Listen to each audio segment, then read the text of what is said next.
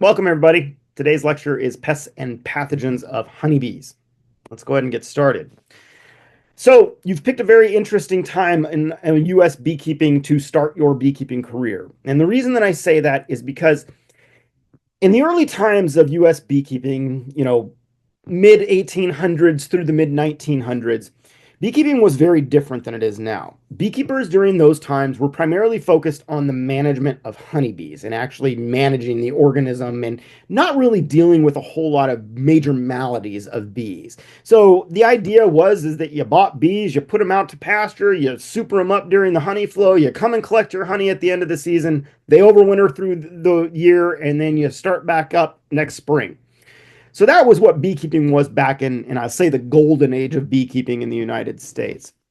But you're in a very different era now. And this is the era of major global issues when it comes to pests and pathogens and the impacts that they're having on honeybees overall.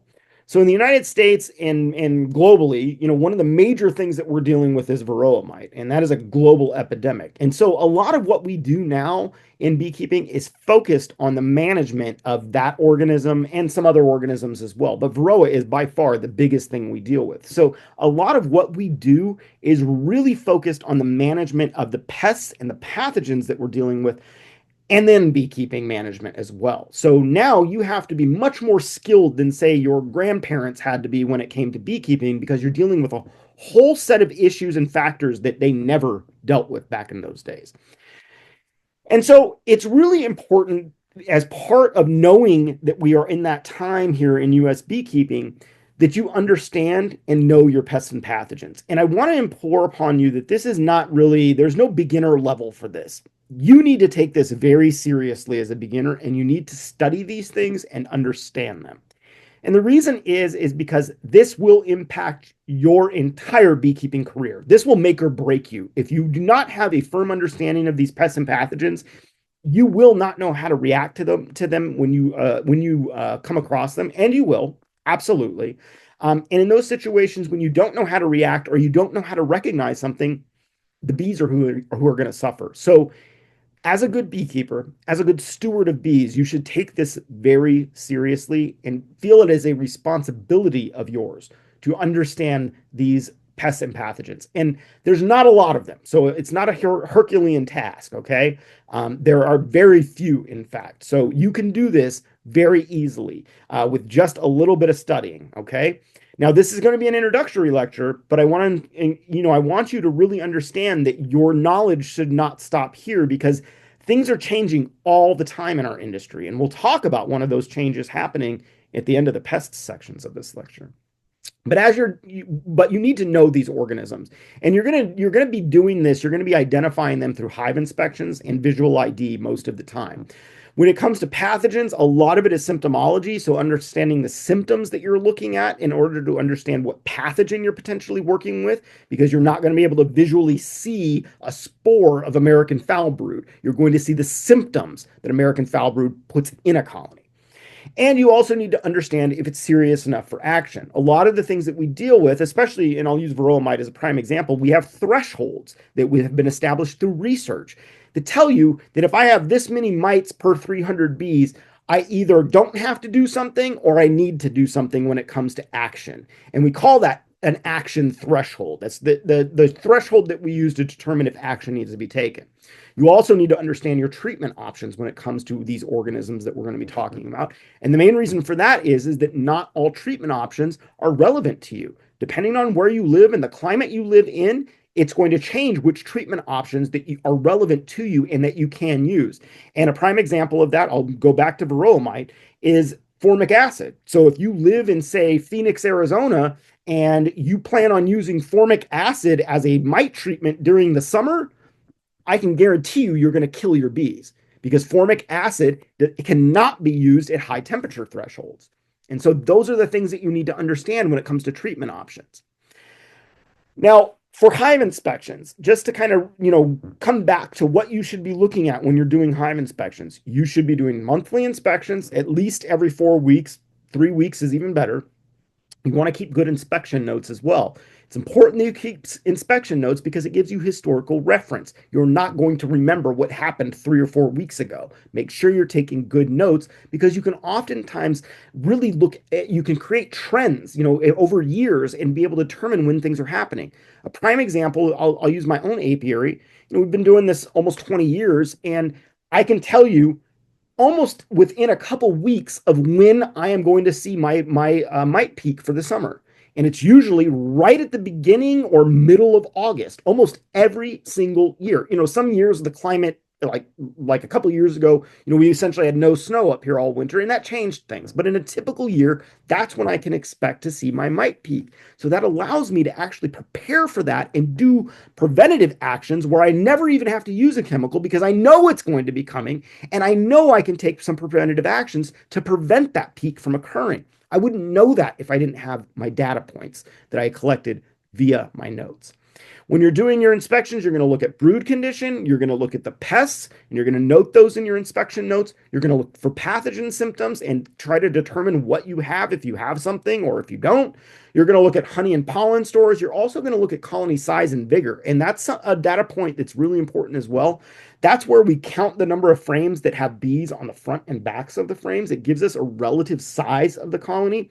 That's important because some of the symptomology that has to do with some of these pathogens we're going to discuss, decline is one of the symptoms. And not all of these pathogens that we'll talk about will show themselves real evidently. And Nosema serrana is a prime example of a pathogen that can come in and really doesn't have a lot of symptomology with it, other than just a colony that's declining. So something to keep in mind is that vigor, that colony size, can actually inform what's going on with your honeybees if there's a problem. All right, so let's start with the pests of honeybees. And we're going to start with number one. The number one problem in U.S. beekeeping and beekeeping globally for right now, because we've got another one on deck. But varroa mite in the United States is the number one problem. It is the number one thing you will be managing all season long. It should be on the forefront of your mind all season. This is not something we just deal with in the fall. This is something you manage all season long.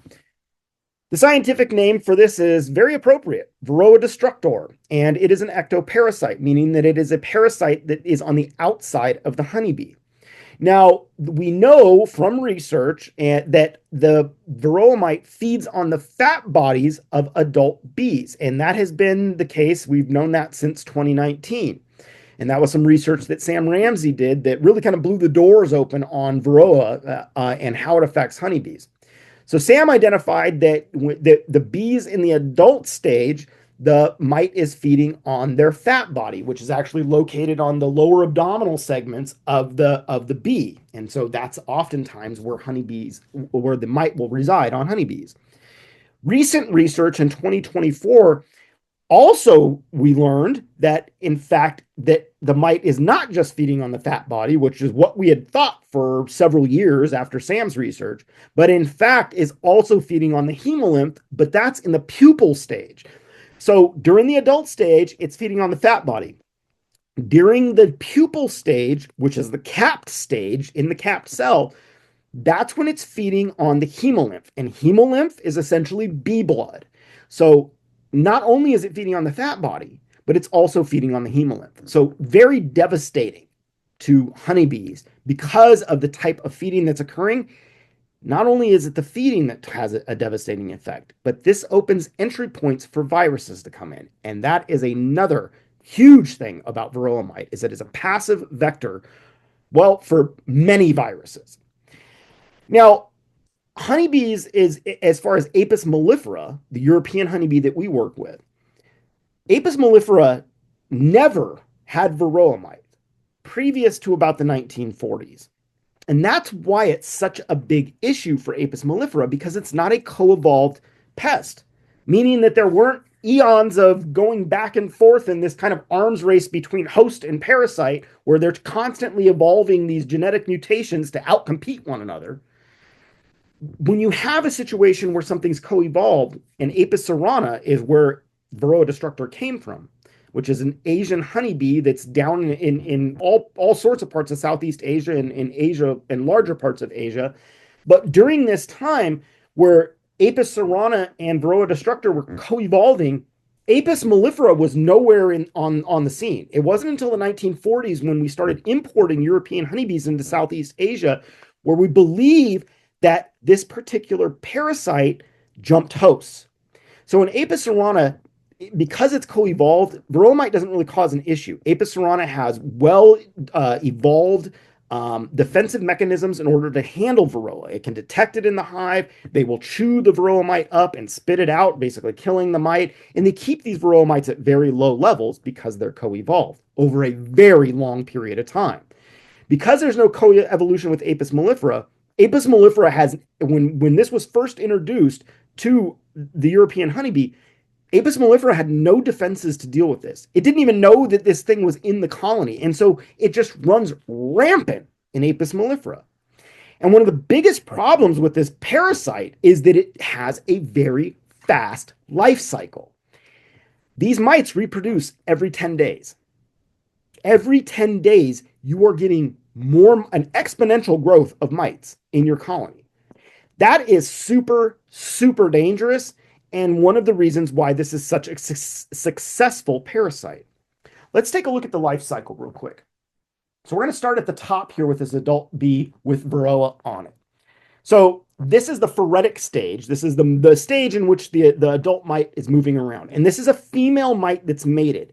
The male mites never make it out of the cell. It's just the females that have been mated that are on your adult bees. So we start with a phoretic mite here. What happens when the mite is on this bee, and this would be a nurse bee that we're talking about in this situation. Now, adults that come out from the landscape do bring mites in, but primarily you're going to find most of your mites on your nurse bees because mites reproduce in the brood. So they have to be near brood in order to reproduce. So the way that this happens is you have an adult bee that has a mite on it, and say a nurse bee that's working in your nursery.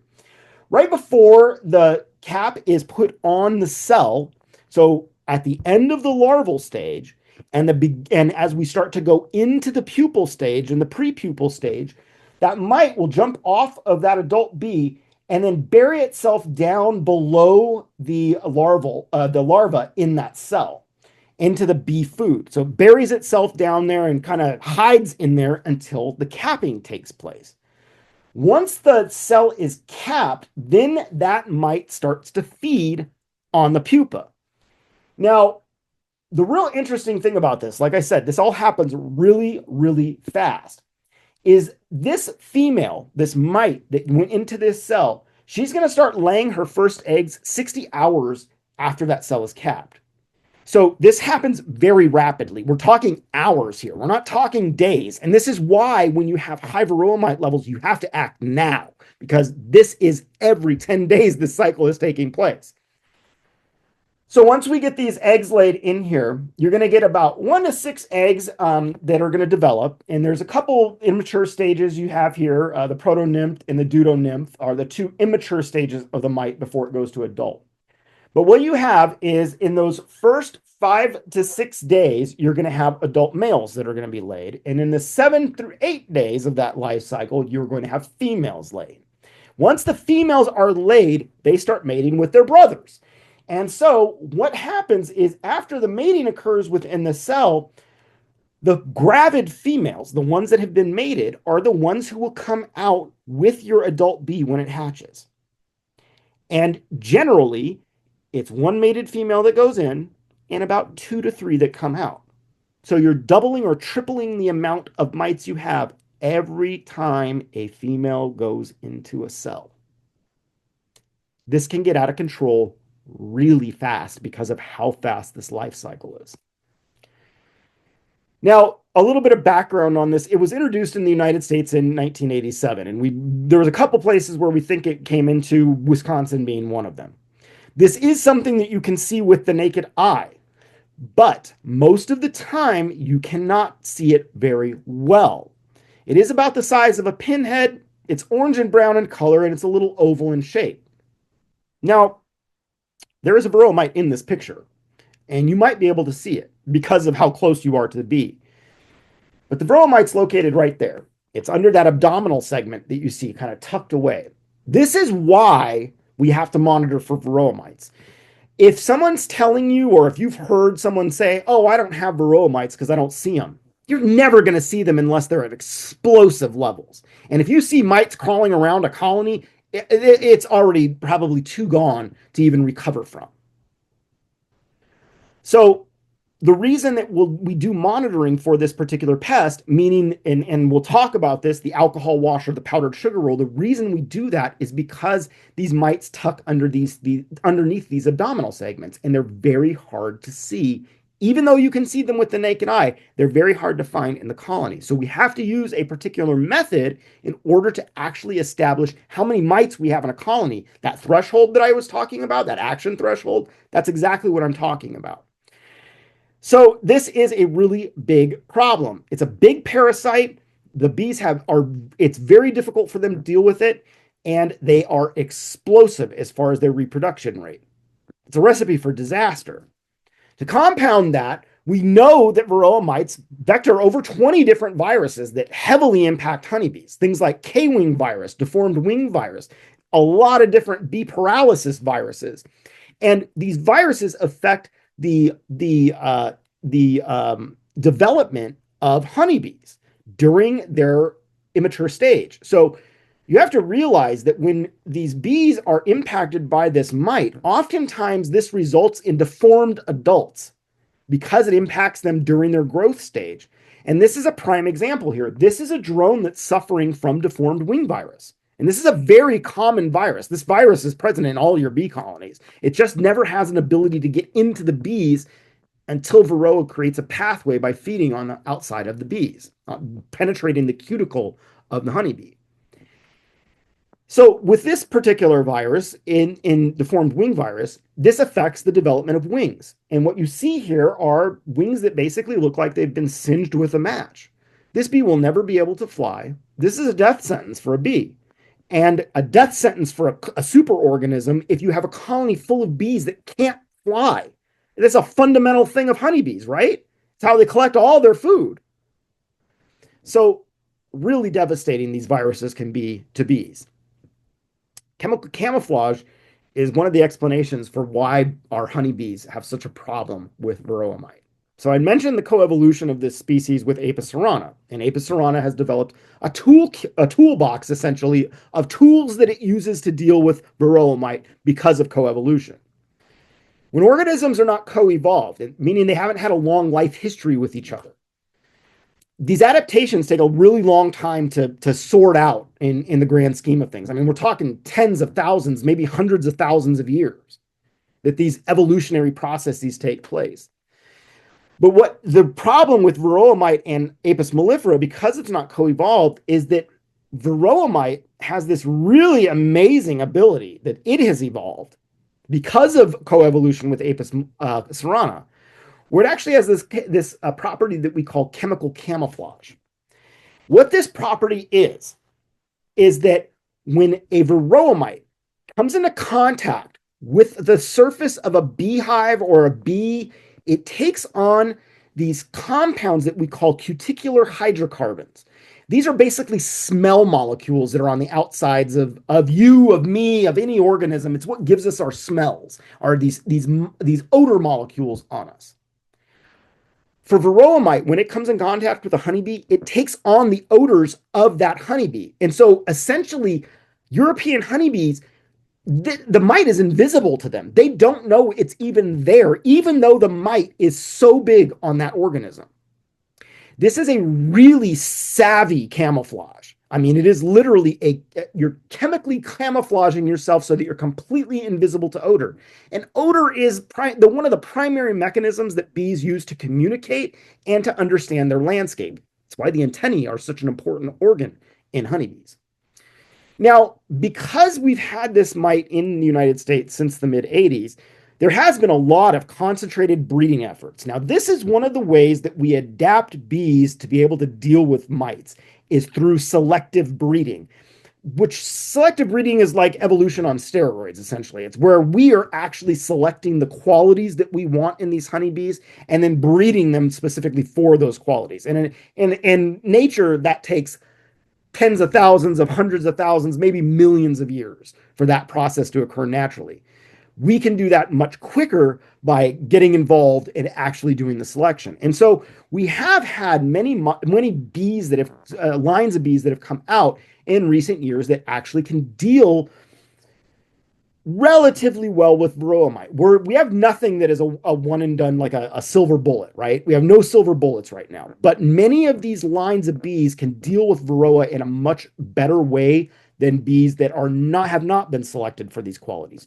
So what I mean is, like, Italians, at large, Italian honeybees have not been selected for varroa sensitive hygienic traits, which is what we call these things when we're talking about these adaptations or these evolutionary traits that these bees have taken on over time.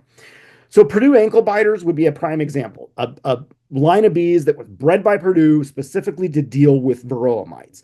Varroa sensitive hygienic bees are widely available in all sorts of different lines. Russians are another line that are known to deal with varroa mites very well. And just to throw this out there, Africanized bees, for those of you that live in the Southwest, this is something we dealt with when I lived in Southern California. These are very aggressive bees, and people do get killed by them. Animals every year. When I lived in Southern California, someone's dog got killed by Africanized bees. Although they do get a bad rap for the aggressive behavior that they have, many people keep Africanized bees. I've worked with beekeepers in Costa Rica. This is what they keep, is Africanized bees, because that's what they have. And so Africanized bees, if you were in an area of the United States that has Africanized bees actually deal with varroa very well. So something to consider. May not be the most fun bee to keep, but that's something to think about. Is, there are lines of bees, and I'm not suggesting that everybody go and buy Africanized bees. That's not what I'm saying at all. It's definitely, if you've ever kept them, it is not a fun experience. You get beat up a lot.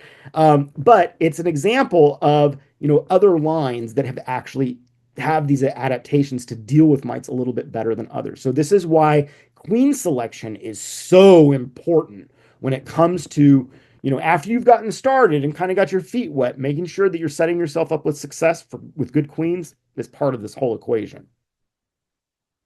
Now, how do we monitor for mites? We do that through our monthly checks, our regular inspections, and we do a check every single time we do a hive inspection. And the way that we do this is with the sugar roll or the alcohol wash.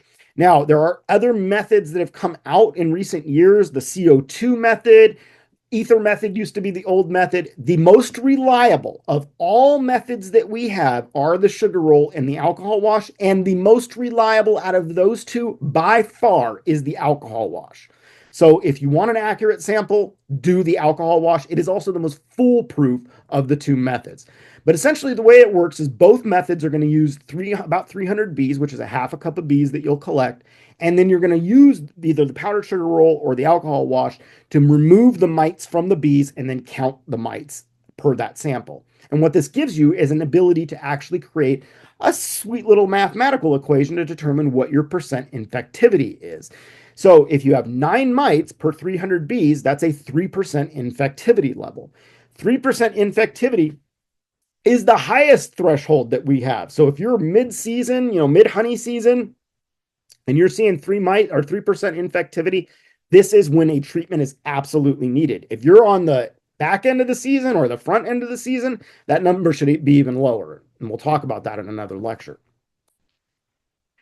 Now, the way that we deal with mites is we don't just use chemicals to deal with mites. I am not a proponent of using miticides unless you absolutely have to. And that's part of being a good beekeeper.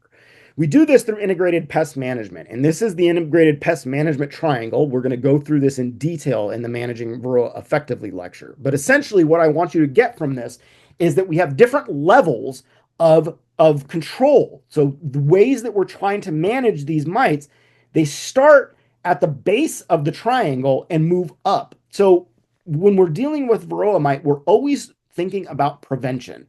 The best solution for varroa mite is to make sure you're taking preventative measures to set yourself up for success. So if we look at the cultural mechanisms, that's things like resistant stock. So those varroa sensitive hygienic bees like Purdue ankle biters, Minnesota hygienics, Polines, Russians, these types of honeybees, they have been bred specifically for mite resistance, meaning that they can handle mites in a pretty good fashion. It doesn't mean that you're not going to have to do treatments. That's not what I'm saying, because we're still trying to get bred bees that can 100% deal with mites. We don't have that right now.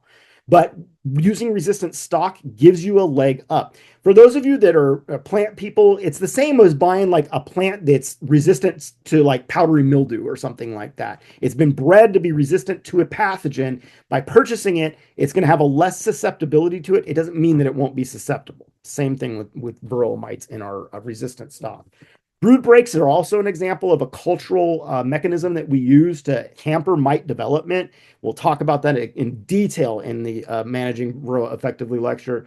Mechanical means, that's the next level of prevention that we use. That's everything below that red line is prevention. That'd be things like mite trapping, so removing drone brood frames, things like that. And then if those don't work, you've put them into place, and you get to the end of the season and you eventually hit that threshold, that's when we implement chemical measures.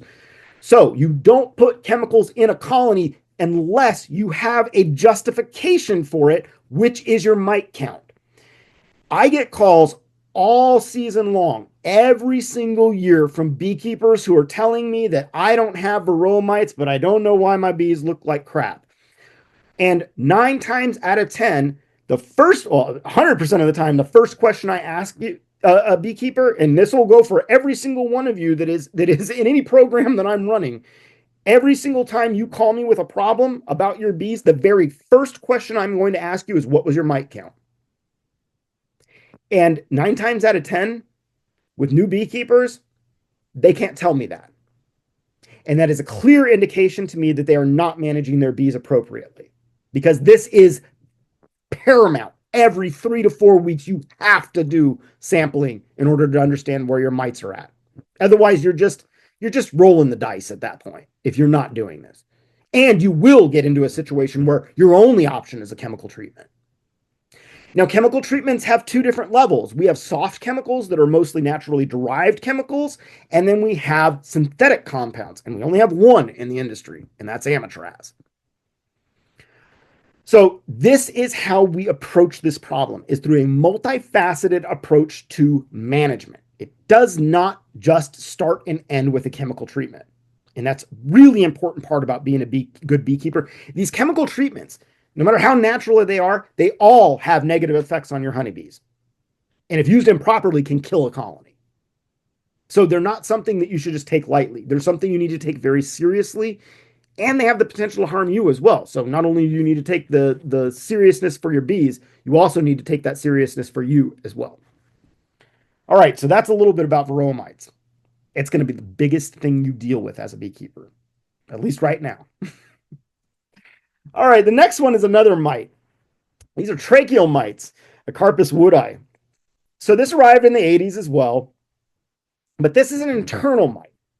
So this mite actually lives in the trachea of the bees and feeds on the hemolymph, again, the bee blood.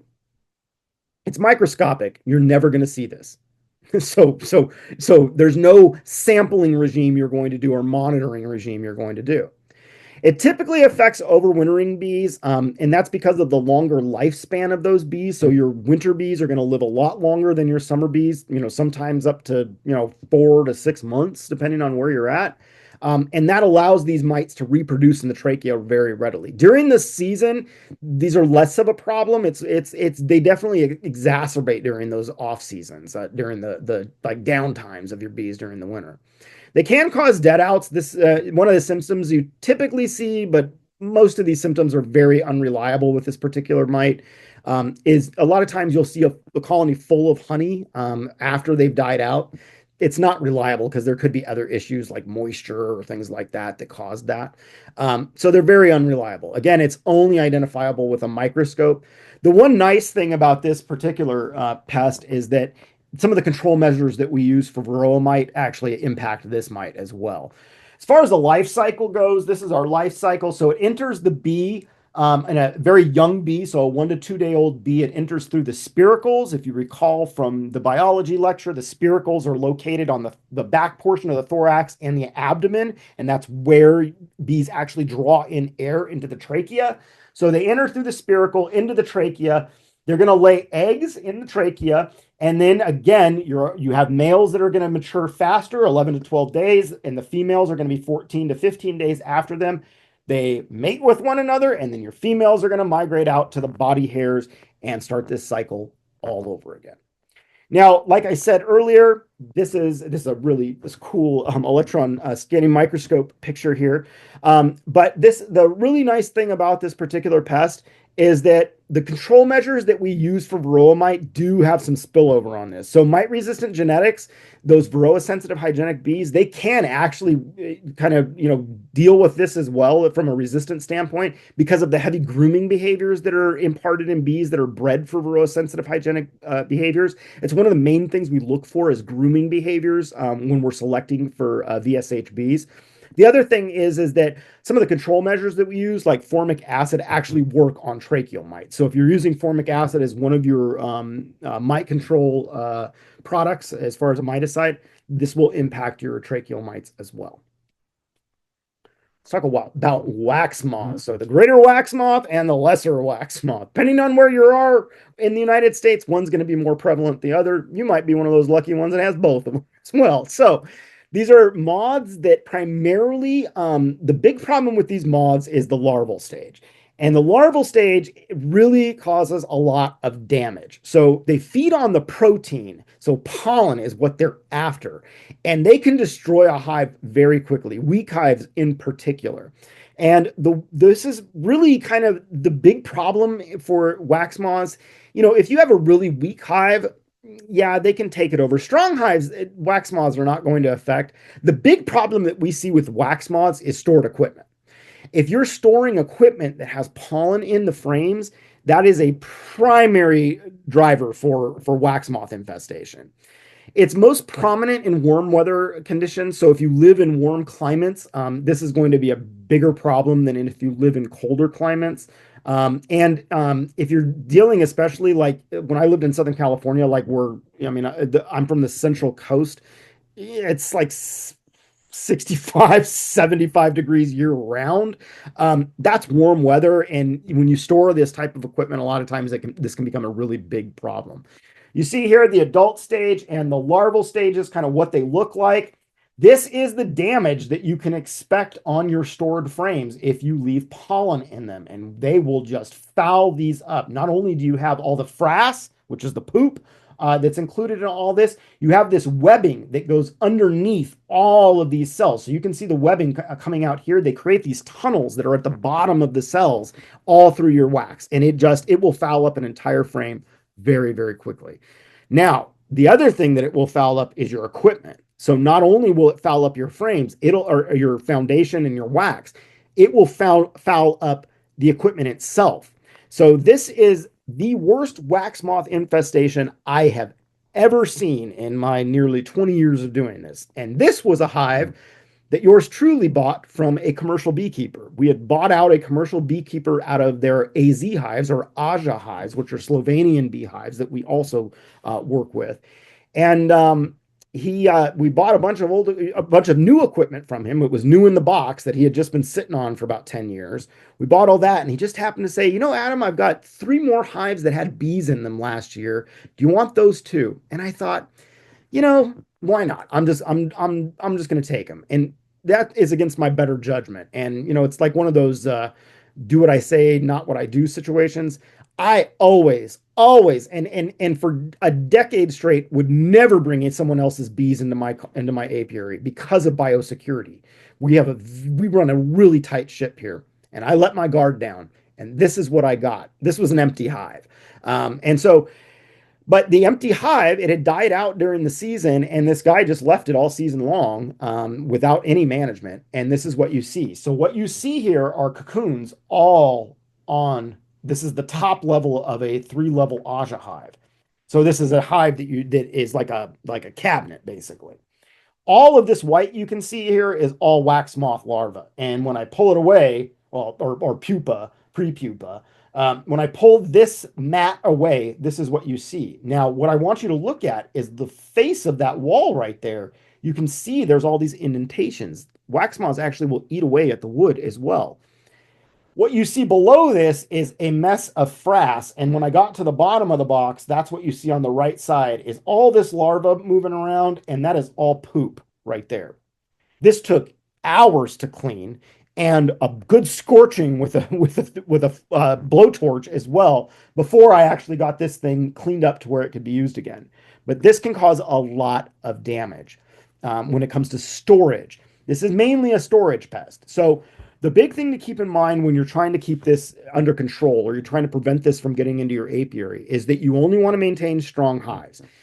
Dinky little, hives that you're trying to limp through the season. This is why I tell folks you need to have 2 or 3 hives to get started, is because you don't want just one hive. Because if it turns into a dinky hive that's struggling, these types of pests will take over and you'll be out your hive completely. If you have 2 or 3 hives, you could combine that weak hive with a strong hive, or you could take resources from the strong hives to boost up the small hive, like brood frames and things like that. There's ways to kind of make sure that your colonies don't stay dinky and actually are strong and healthy by having multiple hives. They can support one another. So that's one of the main things, is make sure you have a strong, healthy hive. The other big thing, because this is a storage pest primarily, and if you're dealing with healthy hives, it's not going to be an issue. Because it's a storage pest, you want to make sure that when you store your frames in the winter or in your off season, they don't have pollen in them. Pollen is what they're after. If you store just wax with no pollen in them, this will not be a problem for you. But if you store frames that have wax in them, or pollen in them, you either need to get rid of them as far as culling them or scraping them or something, or put them in a freezer if you're a small time beekeeper and have the space to do that. But you don't want to keep them out during the winter storage period, because that's where wax moths will come in, and that's what they're after, is protein. Additionally, if you expose your stored equipment to light, they won't go after that. So smaller scale beekeepers, I've seen, hang their frames in rafters in their garages so that they're, open and there's light exposed to them. They won't deal with those things if there's light exposed to them. Again, you can store them in a freezer if you're, small time and you've only got a few frames that maybe have pollen that you want to keep for the next season. That's fine. For control measures for basically storing supplies as far as your equipment, paramoth is the compound that we have available to us. It's basically mothballs for wax moth. And you can use that in your stored equipment as well. And typically, the way you implement that, it's a crystallized substance. You put it on like a sheet of newspaper or something on the top of a stack of colonies, and it just permeates through the colony. You do not want to use paramoth in a closed environment, because if you put it in your garage and you store your equipment in there, it is going to smell intensely for a very long time as that gas is off. So something to keep in mind. But that is the compound you have available to you if you feel like you need it. Maybe you live in an area where wax moths is just crazy, and you need something, that's a chemical to be able to deal with this. That's your option. Small hive beetles, Athena tumida. This is a problem that is all over the United States, but primarily affects folks in the southern states more than northern states. Now, when I first moved to Michigan 13 years ago, we did not have small hive beetle in the state. We do now have small hive beetle in the southern part of the state, and that's because of the importation of bees from southern states. I am a big advocate of locally produced nukes as a way to secure our industry and make sure that we are not passing pests and pathogens all around the United States. But the way that our industry is built, packages and nukes are moved all around the United States, and with them come a lot of issues, and Athena tumida being one of them.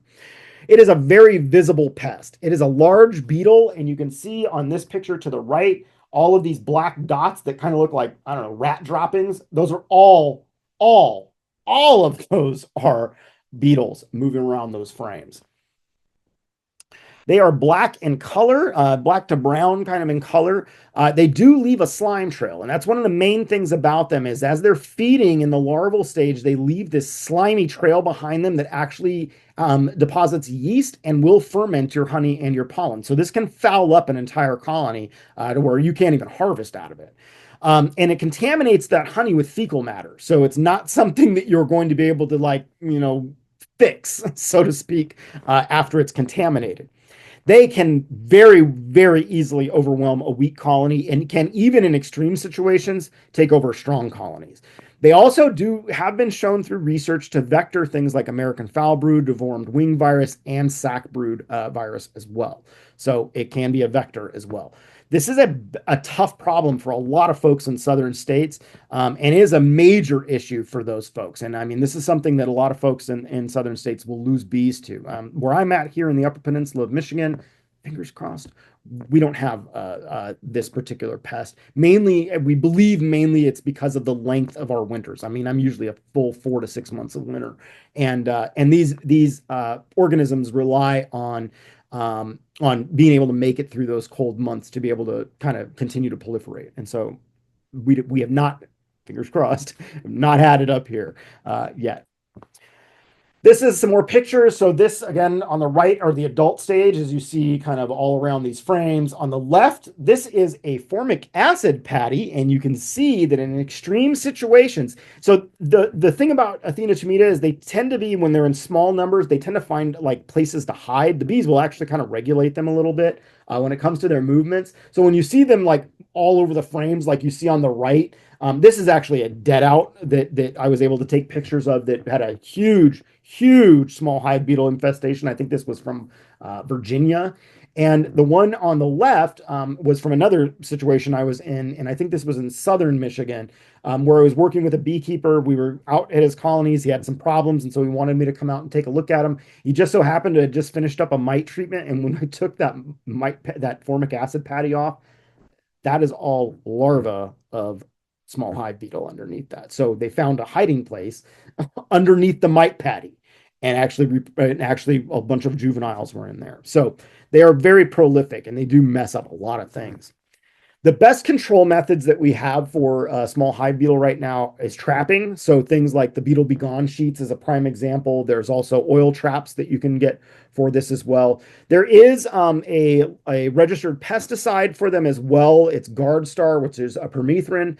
It's a soil drench, so you actually apply it to the soil. And the reason for that is because the life cycle of this particular organism is that in the larval stage, and in the adult stage, it's in your colony. But in the pupal stage, it actually pupates in the ground. And generally what happens is that larva kind of crawls right out that front entrance, drops down in front of the soil in front of your colony, and then burrows down, turns into an adult, and then goes right back into these colonies.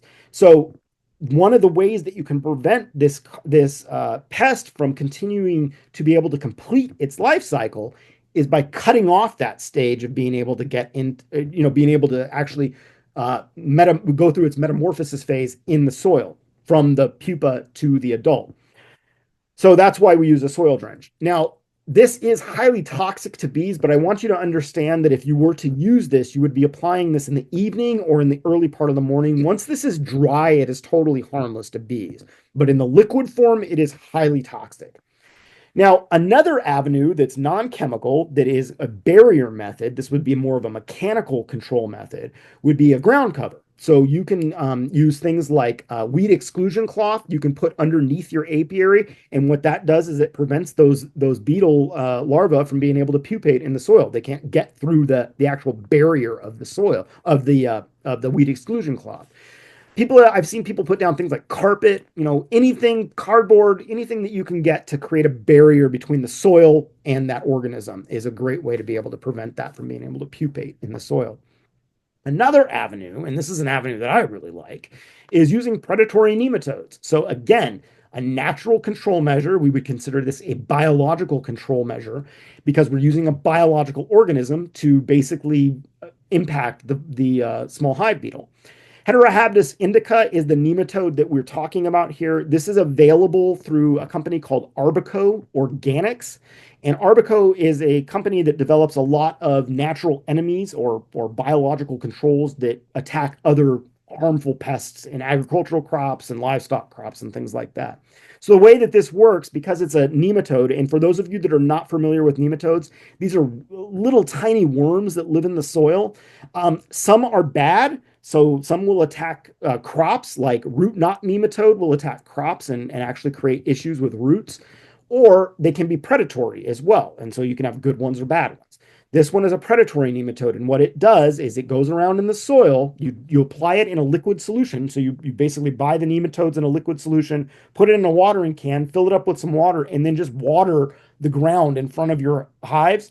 And what happens is that nematode gets into the soil and it starts attacking any kind of insect it can find that's living in the soil. It goes in to the nematode, into the insect, and then reproduces inside of it. So like one nematode comes in and like thousands come out. And so it's a very fast, exponential rate of reproduction for these nematodes.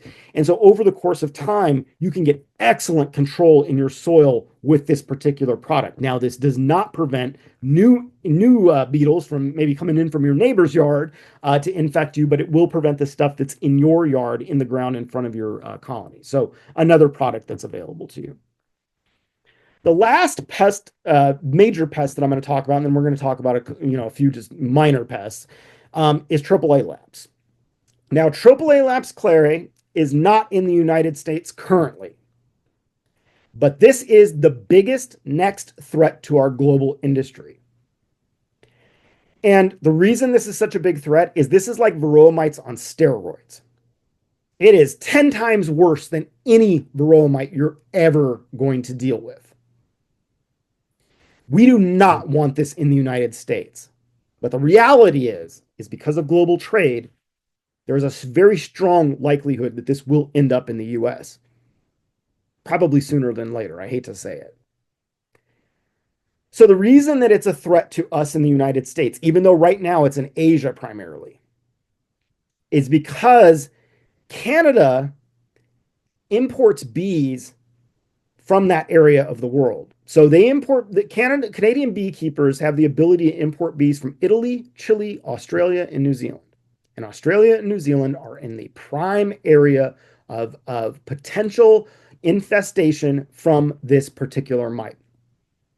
So the worry is that a beekeeper in Canada imports bees from New Zealand or Australia, and then they make it across the border, which, is not very difficult because the mites and the bees don't care about any artificial borders. Now, here in the US, we also import from New Zealand, but New Zealand, it's a little bit further than Australia when it comes to the kind of range that we're seeing AAA laps in, but we import from Canada. So, if Canada gets it, we're going to get it. Now, the way that beekeepers in Asia are currently dealing with this mite, when I talked about varroa mite, we talked about we only treat if we absolutely have to.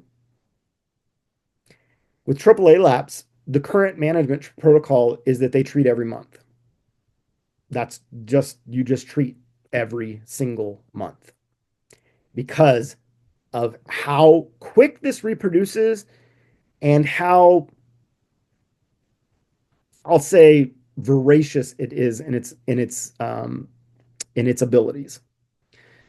10 times worse than varroa. We do not want this in the US, but the reality is, again, this is the next thing on the dock, literally and figuratively. So be aware. This is why it's important that you stay up to speed. Every single year you go to a beekeeping conference, I would highly encourage you to go to a pest and pathogen lecture that has someone that's an expert that's giving it, because they're going to keep you up to date on this stuff. This is a really real threat. All right.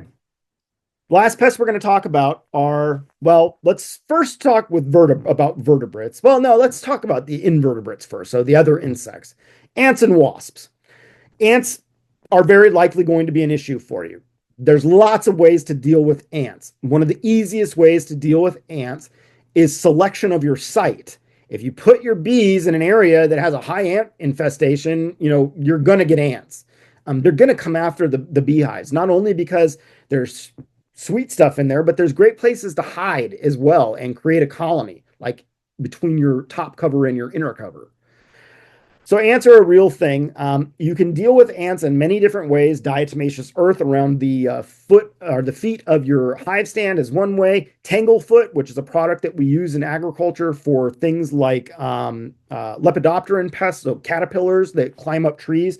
You put tanglefoot, you basically slap it around on a tree trunk, and they get stuck as they're climbing up the tree trunk. You can do the same thing with the feet of your hive stand as well as coated in tanglefoot. They'll never get into a colony. So ants are very easy to deal with. Wasps can be real tough.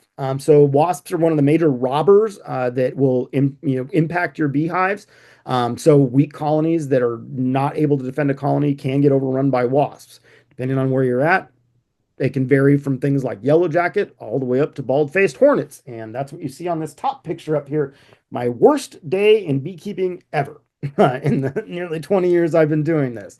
I was working for Michigan State University at the time, and this is a picture from an apiary that we had in the Upper Peninsula of Michigan, where bald-faced hornets are in very high populations. But this colony was entirely overrun by bald-faced hornets.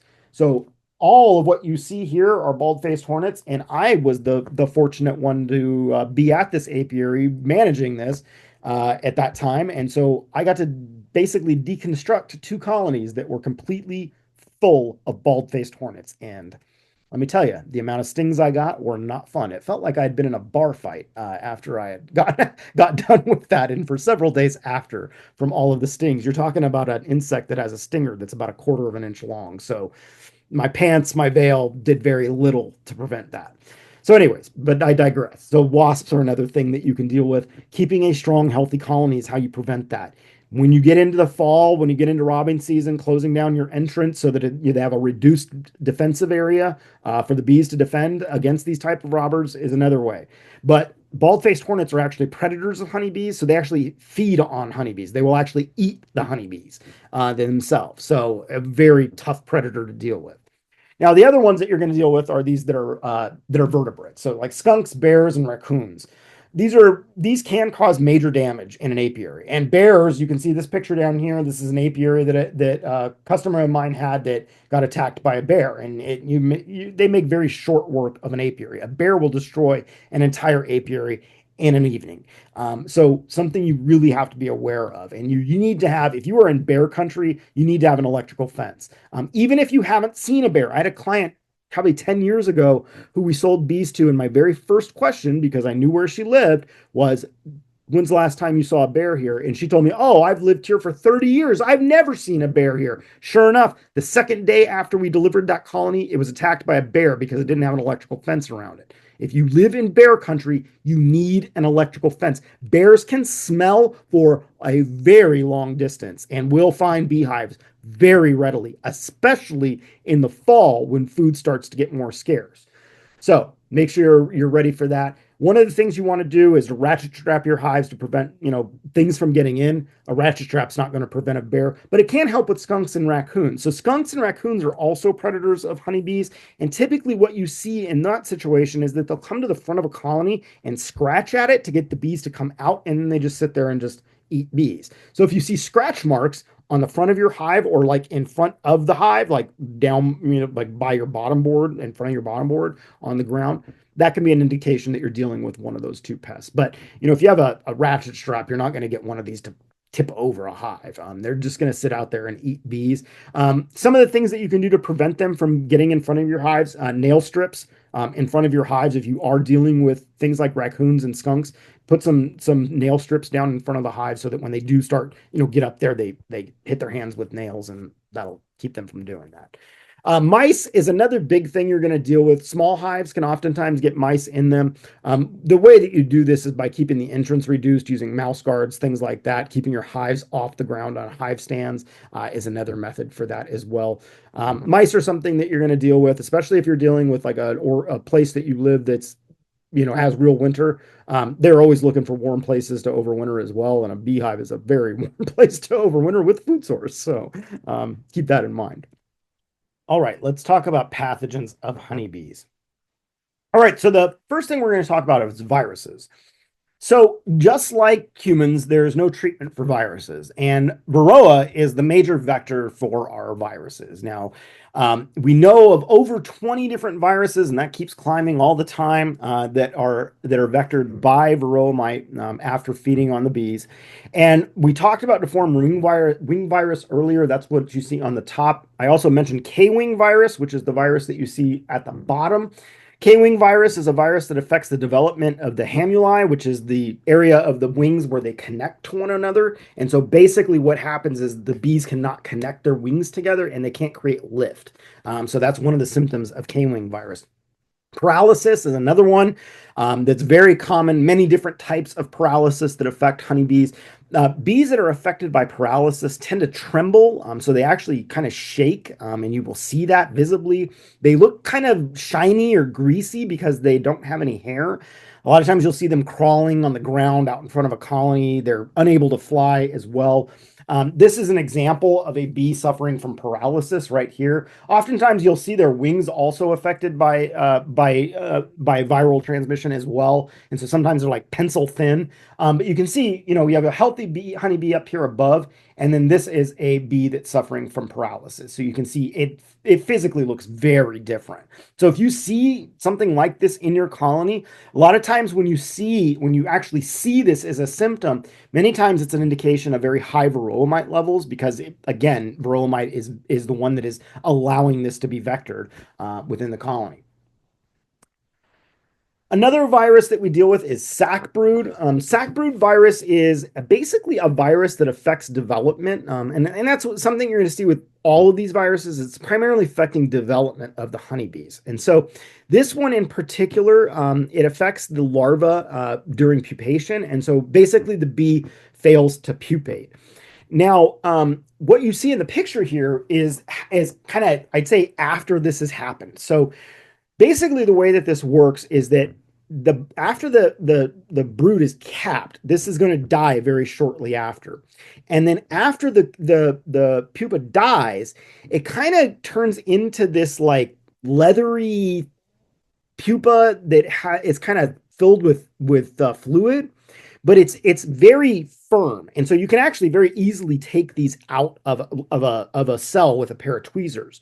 Now, in this picture, what you can see is that this cell has actually been chewed open. And so what's happening here is that the nurse bees, because this is a dead larva at this point, or dead pre-pupa, we're going to remove this as part of the cleansing behavior of the bees. However, this also affects the transmission of this particular virus. So what happens is that this eventually dries out to this kind of state that you see here, where it becomes kind of like a black or brown color. And when it does get to that stage, it actually becomes quite brittle on the outside. And it's actually loose in the cell. So this will actually like move around in the cell, kind of like, because it's not stuck to anything. But when it hits this stage, which is the scale stage, those scales actually transmit the virus as well. So when these nurse bees are cleaning this out, they're actually getting in contact with the virus and then continuing to transmit that as well. So transmission is a really big thing with this particular virus, and it happens very quickly because if this really takes hold, every time they're cleaning this out, they're transmitting the virus as well. Healthy colonies can clear this particular virus, but if other stressors like varroa mite are in the mix, this can have a cascading effect. So it actually can really cause a lot of issues if there's other issues that the bees are dealing with. Hygienic behaviors can help with this a little bit. So that's something to think about. It tends to be that if you have bees that have the hygienic behaviors, that this doesn't get in as high a levels as it does with non-hygienic bees. One of the things that you want to make sure that you understand is the length of time that this virus can last. So typically, this virus will only last for about 4 weeks in materials. So this isn't one of these types of viruses where if you get it, you have to burn everything or get rid of all of your equipment. What you need to do, though, is that if you do have a colony that has been affected by this, you want to take all those infected combs out, and you want to make sure that you store them for a couple months, and that'll be a long enough time for this virus to die, and then you can reuse that equipment. But you don't want to continue to use the same equipment. You gotta break this cycle of this particular virus in order to get through through it. But again, like I said, healthy colonies is typically is not really a big issue.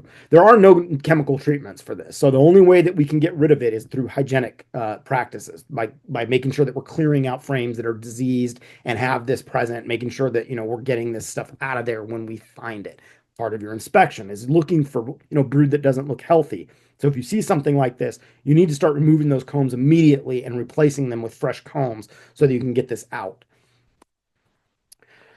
All right, so that was our viruses. A little short section on that. Again, I encourage you to do lots of reading on all of this stuff because there's a whole lot more information than I can put in a hour and a half or 2 hour lecture. The next one is American foul brood, and this particular bacteria. So now we're into the bacterias. This bacteria is why we have apiary inspection laws in the United States. Now, not all states continued with their apiary inspection laws, but many states during the height of American foul brood, which was kind of 1950s through kind of the 1980s, the height of that period, we thought American foul brood was going to collapse the entire industry because it is that bad. It is a bacteria that when you get it, this can be devastating. This is the worst, the absolute most serious thing that we have when it comes to pathogens that we have in beekeeping is American foul brood. The cycle of transmission for this particular bacteria, the larvae are fed spores of American foul brood by nurse bees, and the spores basically kill that organism as it's developing. Now, the thing about this particular bacteria, and we're going to talk about another one here in just a moment, European foul brood, is that this particular pathogen kills the larva after the brood has been capped. So as it starts to move into that prepupal stage, that's when it kills this. The difference with European foul brood is European foul brood kills the larva before it's capped. So that is a key symptom difference between these two pathogens, between these two bacteria. Now, when it comes to American foul brood, and this goes, true for European foul brood, is that a lot of times it's the movement, it's the transmission of this that creates the big problem. So with American foul brood, it's the house bees that are trying to remove these contaminated larvae, trying to clear out these dead organisms that really start to move this around. It also moves through the colony through food stores as well. So it's not only through contact between the bees and these contaminated larvae that are dying, but it's also through the food as well. Things like robbing also causes spread. So if your bees are in an apiary with a colony that has American foul brood, anything that comes into that colony and comes into contact with those spores is going to bring it back to their colony. So this can take over an apiary that you're not paying attention to very, very quickly. Drifting, your bees drifting to another colony can also cause this. Now, the big problem with American foul brood is not only the virulence of the actual pathogen, but these spores, these American foul brood spores, can live in woodenware for up to 80 years. This is why we don't recommend buying used equipment, because you have no idea, say Johnny inherited grandpa's beekeeping equipment that was been in the barn for 30 years and nobody remembers why grandpa quit beekeeping, but turns out that grandpa got hit with American foul brood in the 80s and lost everything and then just threw it all in the barn. You were to pick up that equipment and start using it, American foul brood is going to be right there with you. This is why buying used equipment is very, very sketchy, especially for new beekeepers who don't know what to look for and what to ask for. And even as experienced beekeepers, a lot of times we're rolling the dice if we're buying used equipment. So don't buy used equipment. That's the best way to prevent yourself from getting American foul brood. Now, I did say that this is the most dangerous and serious and contagious disease that we have in honeybees, and it can kill an entire operation, but I don't want you to feel like, oh my God, what am I going to do? Because American foul brood is not as prevalent as it used to be. So in my nearly 20 years of beekeeping, I have seen American foul brood, real American foul brood, not just stuff people call American foul brood, because you got to test in order to be able to determine if it's a real AFB. Twice I have seen that in my entire career. Once in Michigan and once in California. It's the only times I've ever seen it. And so the likely, and I see a lot of beehives because not only do I work mine, we have customers that I work their colonies for. We run programs through universities and colleges and nonprofit organizations, and I see a lot of bee colonies. So the likelihood is this is not something that you're going to be incurring, but it's something you want to be aware of. Okay. The symptoms of AFB. Sunken cappings are a prime symptom. The cappings sink when those organisms die within the cell. Perforated caps. This is a situation you see here. So you have sunken caps here, and then you have perforated caps here, or caps. This is actually they're uncapping right now, but a lot of times you'll have holes in the caps that are just perforated there. You see that these up here, they're trying to uncap these, and they're going to start removing these diseased larvae out of here at some point. But again, that passes the disease. Spotty brood patterns is one of the things that we see because you end up getting a lot of these dead cells. And so this would be considered spotty because you've got a lot of dead cells that are in there. One of the main characteristics for American foul brood is the smell, and it has kind of a sulfury smell to it. If you've incurred it anytime in your career, it's not a smell you forget. It's very different from the smell of a European foul brood. It has a very distinct odor.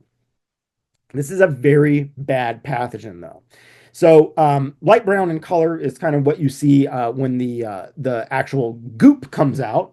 So I'll show you that here in just a slide or two, but just to reinforce that this is a healthy brood frame on the right. There's your AFB on the left. So it looks very different.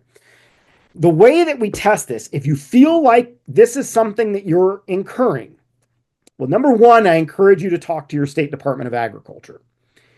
All state departments of ag want to know if AFB is in their state. Because again, when you incur this, this is the most dangerous and contagious disease that we have in the industry. And state apiarists have done a really good job over the last few decades in getting us to a point where this is not to a point where it's going to collapse our industry. And we have AFB very under control at this point. Again, you're likely not going to incur this, but you need to know about it. But if you do incur this and you need to do a test of this, the way that we test for this is called the matchstick test. And what you do is you basically take a matchstick or something like a matchstick, poke it into the cell that you believe is contaminated with AFB, give it a nice stir, and then slowly pull it out. And if you get this ropiness that you see here, where this is distending and you see the brown kind of coffee color to it, that is a key indicator of American foul brood. That's the easiest way to test for it out in the field. And there are other tests available for this, but this is the easiest way to do it that doesn't require you buying anything. So that's one thing. But like I said, again, you're likely not going to interact with this.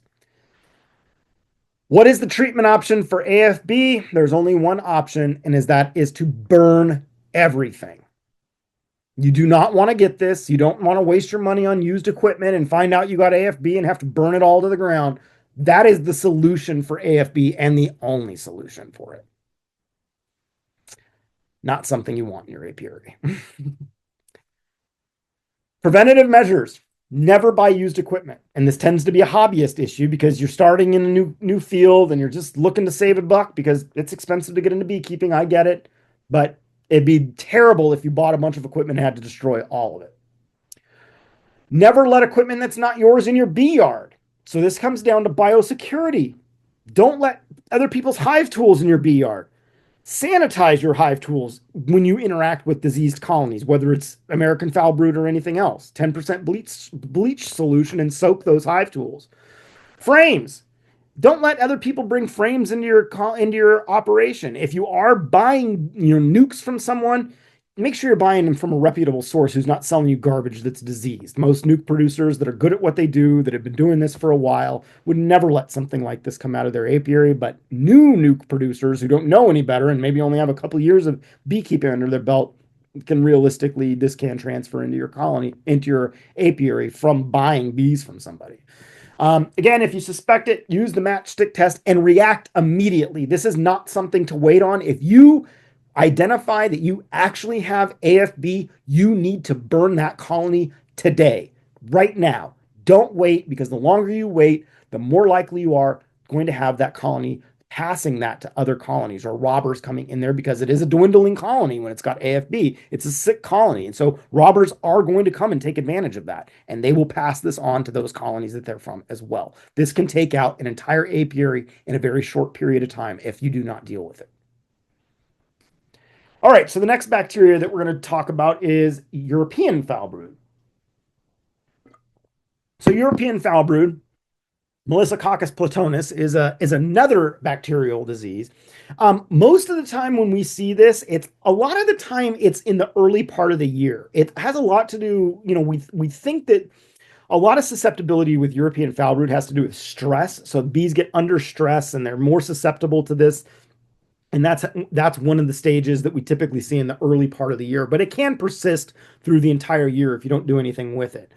The bees, the larvae die in the larval stage, in the uncapped stage. And one of the easiest ways that you can tell, because this is passed through the food, one of the easiest ways that you can tell that a larva has been contaminated is by the color. So you see all these different, you see like this one right here, that little larva right there. That is bright white and very good looking as far as the food is concerned. You see the one right next to it, that yellow color. The yellowing is a prime symptom of contaminated food by EFB.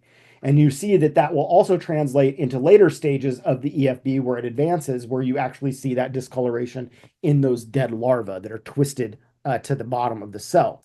To kind of reiterate the stages of EFB, so again, the symptoms are going to be, you're going to find these uncapped cells. You're going to see twisted larvae in the late stages of EFB, and they can appear dried. When you do see these, if you were to do a matchstick test on these, you would get no roping. But they do also have a sour odor. It's not sulfury. It's more of like I kind of think of it like a cheesy kind of rotten cheesy smell than I do the sulfur smell with AFB. But you can see that this is kind of the stages of EFB pictured here. Starting at the top left, you see that bright white, nice, healthy larva. And then it starts to discolor over time. And it's starting to move around and twist a little bit.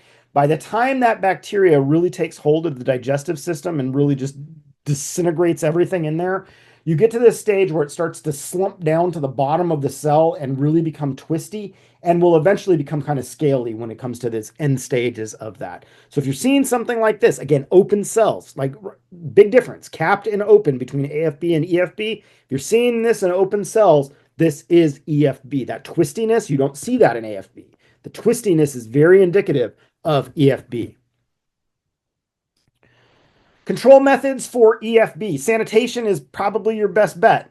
Culling old brood frames, making sure that if you are interacting with contaminated hives that you're disinfecting those tools. Terramycin is an antibiotic and is one of the things that is available for you for EFB, but it is a preventative measure. It does not cure infected bees. So if you have a colony that has EFB, this will not help you. It will only help with preventing new infection in a colony. It does require a prescription from a veterinarian, though, and that's part of the veterinarian feed directive that we have here in the United States. Now, the ways that we deal with this, as far as a control measure, there's really only a couple. And I mean, it's very similar to EFB, but not as bad because the spores don't persist like EFB does. So one of the things for the length of time that EFB does, but one of the things we do have to get those spores out of the colony. And so one of the one of the measures that we do if we interact with a colony that has European foul brood is what we call the shook swarm technique, which is essentially where you take all your bees and you shake them out onto brand new equipment and get that old equipment out of there. One of the measures that you can use for this, and this is actually from the UK, this particular particular recommendation, and I really like the recommendation, is why I'm recommending it to you, is that if you have less than 25% of infection on 6 or more frames, meaning that when you kind of look at the overall picture and you have 6 or more frames of bees, if you have less than 25%, do the shook swarm, meaning that, get those bees off of that equipment and get that equipment out of there. If you have more than 25% infection on a small colony, you should destroy the colony. This will persist. This will move from colony to colony, and you need to get it under control very quickly. If you catch this very early on, just removing some frames very early on sometimes can get you out of this. But that shook swarm technique is the technique that is the recommended technique for really getting out of this. And if you're dealing with a smaller colony, you're going to catch this typically early on. Large, healthy colonies don't typically get affected by EFB. It tends to be colonies that are under stress, at least from my experience. But strong colonies can be susceptible to this if they're exposed to it. But that's one of the things to think about is that if you do have a small colony, is it worth risking all the rest of your colonies to keep that dinky colony around and try and limp it along? Now get that colony off of that equipment, do a shook swarm, and start fresh without the EFB. All right, now we're going to deal with fungi. So we're out of the bacterial diseases at this point. So fungi, we're going to talk about Nosema apis and Nosema cerana. So Nosema apis and Nosema cerana are two microsporidian parasites. These are fungus-forming spores, so microsporidian. The spores are spread through contaminated food and water, and they germinate and reproduce in the midgut. So this causes a lot of infection in the gut as well. Now, the symptomology that we typically associate with Nosema is diarrhea, so dysentery, but that is only true for Nosema apis. Now, the thing that you need to think about when it comes to, and we've talked about this with a lot of the other pests and pathogens, is this ability for these things to reproduce at rapid rates. A spore that gets into a bee in about 2 weeks will create about 30 million spores. So this really, really takes off very quickly if a colony is being infected by it. All right, so let's look at the symptoms. So symptoms of Nosema apis. Now, I will tell you that Nosema apis is not the primary disease that we have, the pathogen that we have anymore in the United States. It used to be that Nosema apis was the most common. Now it's Nosema cerana. Now with Nosema apis, a lot of times you would see that bees would just stop eating. So they wouldn't even take sugar syrup. But one of the main symptoms that you see is this picture here. And this is just pure dysentery, fecal matter all over the place. Bees will not defecate in a colony generally. So over winter is typically when you're going to see this kind of concentration of this. You'll also see the poop all over the front of the colony as well, all over the front entrance of the colony. But one of so that's one symptom is you see all this poop everywhere. The other one is that you oftentimes will see bees that are shaking or dragging legs or just stumbling. They can't fly. This tends to be something that Nosema apis tends to be something that affects bees in the cooler months. So it's typically something that we see popping up at the late part of the season through the winter. That's Nosema apis. Nosema cerana, you don't get the dysentery and you don't get the crawling. This is more of a thing that can take you by complete surprise and you may not even know you even have it. Sometimes you'll see dead bees around, but it's not reliable. But basically, the main symptom for this is just kind of an overall decline. And this can happen any time of the year. So, if you got a colony that's declining and you know it's not Varroa because you've done checks and you know that your Varroa is in check, you see that nothing else is in play, it might be Nosema. Now, Nosema is not something that you can generally diagnose on your own. It's something that has to be diagnosed with a microscope. So that's something to keep in mind. But it's something you need to know about. Now, the impact of Nosema overall. Nosema reduces the lifespan of bees by about 50%, can reduce your honey yield by almost 50%. It reduces populations of bees because it impacts the salivary glands function in nurse bees.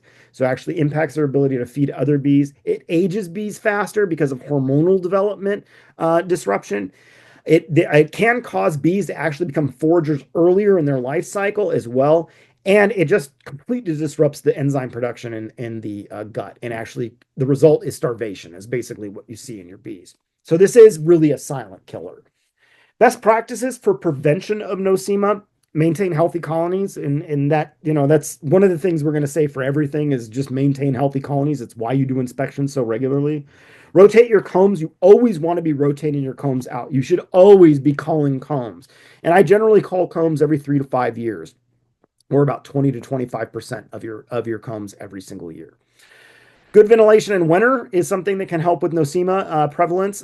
Reduced exposure to straight line winds, the stress that's associated with that. Good sun exposure, another strategy for helping with prevention. Don't move your bees around too much during the winter. This causes stress, and that's what we're trying to reduce is the amount of stress, which can make them susceptible to this. And you have to replace soiled combs. If you've got combs that look like that picture I showed you earlier, you got to get rid of those combs. Don't keep stuff that's been pooped all over because it is going to pass that pathogen right on to the next colony you use those frames for. Control methods, as far as the chemical control methods, fumagillin B is what we have. It's an antibiotic. It's fed as syrup, and really wide reports say that it can be. It really is kind of ineffective. I'll be real honest. It is what this product is. One of the things this product is labeled for, but there's a lot of reports that it's not really that effective.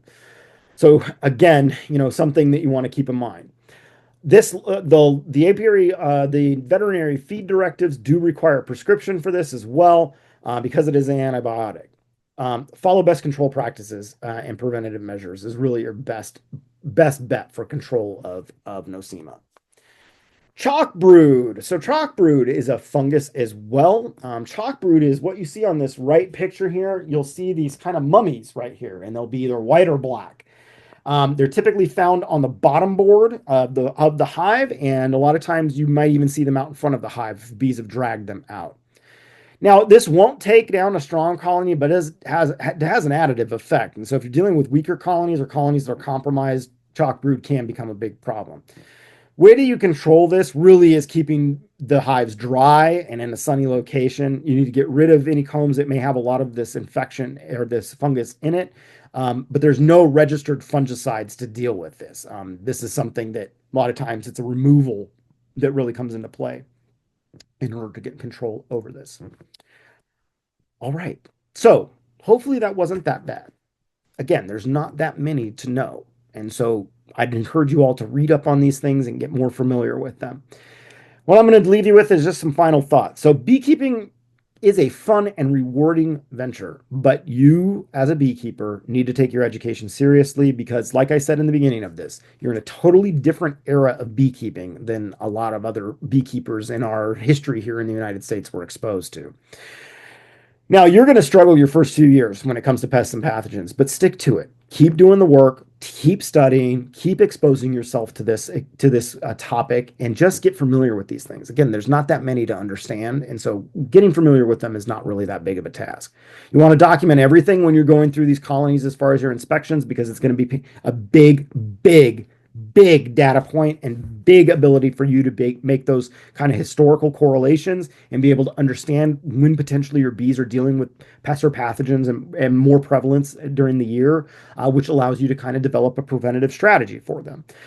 Don't wait to treat the problem. When you see a problem, you need to act. And the further north you live, the faster you need to react because the seasons are that much shorter. So you have less time to work with this. So take this stuff seriously and take action when needed. And lastly, knowledge is power. Keep studying, keep exposing yourself to this topic, keep up on what's new and upcoming. AAA Labs will likely be here at some point. You want to make sure that you know when it's in the United States when it gets here because it's going to change everything for us. All right, folks. Thanks so much. We'll look forward to seeing you at the next lecture.